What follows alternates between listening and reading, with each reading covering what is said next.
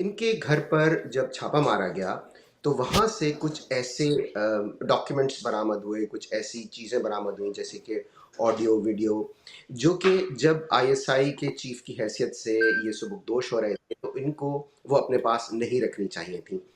وہ official secret act کی خلاف ورزی ہے، کچھ سیکرٹ فائلز ہوتی ہیں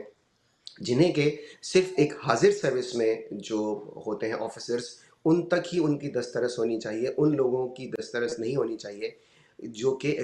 فوج سے سبکدوش ہو چکے ہیں یا ریٹائر ہو چکے ہیں۔ دیکھیے تو ظاہر ہے جو ان کے سینے میں راز پوشیدہ ہوں گے وہ تو ہوں گے، اس کو تو ظاہر اریز نہیں کیا جا سکتا، ایسی کوئی ظاہر ان کو ریسیٹ، فیکٹری ریسیٹ تو نہیں کیا جا سکتا ایک انسان کو، وہ تو تھیں، لیکن physically he was in position of such documents and information which were prohibited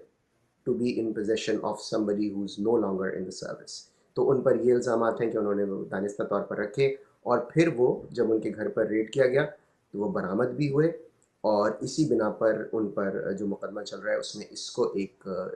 شہادت کے طور پر پیش کیا جا رہا ہے۔